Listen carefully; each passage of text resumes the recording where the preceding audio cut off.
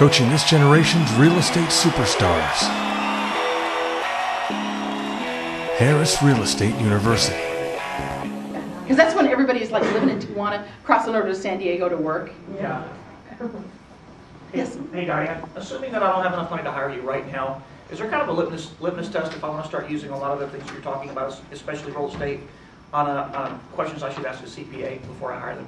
You know what I would do is at the end of this, my husband Richard is going to hand out every CD to everyone. Great. And on there you're going to hear some of the things I'm talking about in more detail, as well as you might find it surprisingly affordable, especially, you know, if I can save you $20,000 in taxes, and I cost just a fraction of that. You know, we talk a lot of times about when you hire advisors, you know, sometimes you hire an advisor as an expense, and you think, well, I just got to get this done. Somebody has to prepare my tax returns, that's an expense. But if you hire someone who saves you taxes, that's an investment. Right. And I think, by the way, that's something you guys can all use as well. Because if you've got somebody knowledgeable who's advising you, then that's an investment, that's not an expense. And so they should buy you lunch. Okay. Sorry, Mark, part two. Okay. Speaking of, who should be on my financial team? Who would you recommend? Well, of course you have a good realtor, right? Are we talking about for building real estate?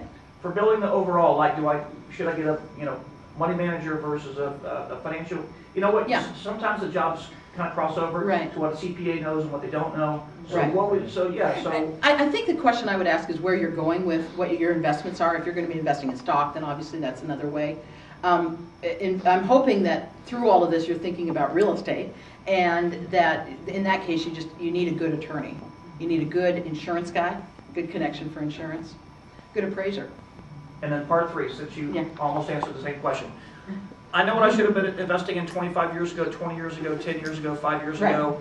With everything that's happening with our economy, with the debt deficit, and our dollar politics, 5, 10 years from now, what would you say? Investing now or investing 5 years from now? What would we say 10 years from now? That we should have been doing. God, I'm so glad I invested in that, or I wish I would have. Yeah. The Chinese have a saying, when's the best time to plant a tree? 10 years ago. When's the second best time to plant a tree? Today. Yeah. So, but with that, realize that we're still, I feel kind of like I have a little bit of inside information. One of my actually my co-author in the book, Smart Business, Stupid Business, her husband's a senior tax analyst for the state of Nevada. And so he gets like all the secret analytical stuff. And the opinion that we've got is that we're probably going to be bouncing along the bottom. It's not going to get much worse. We're just kind of bouncing along the bottom for probably another 1.5 years, maybe 2 years. And that means that in that there'll be some opportunities. My guess is that you're probably starting to see some pressure now from people who just can't hold on another minute. So I would personally be buying whenever there's just a screaming deal. And because I think there will be some. You guys are the experts. Where are you seeing stuff like that? Everywhere. Nevada. Oh, my husband and I were in Vegas at Henderson, which is kind of an outskirts of there. We drove through this area, and the first thing I noticed was this huge street that had potholes bigger than we get in Mexico. I was like, wow, they haven't been paying their tax money through here. And then we went by the subdivision and it had a sign, houses starting at $300,000. And it was like all beaten up and weather, and the paint's peeling off of it. And next to it is this brand new sign that says houses starting at $20,000. I wish I'd had my camera, because that is like, now that's epic. $20,000, put it on a credit card. You know what I mean? Charges. Yeah.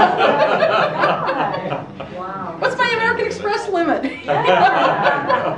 That's amazing. Yes.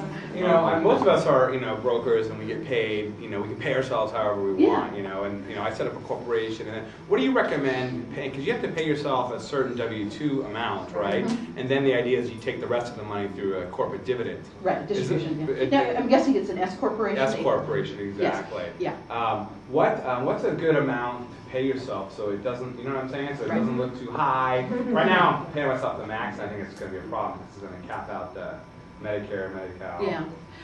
Well, not anymore. You don't have to worry about that anymore. We have a surtax now. There's a surtax that goes on as your income goes higher. Oh, really? Yeah, that was part of the health care bill. That was kind of a joke.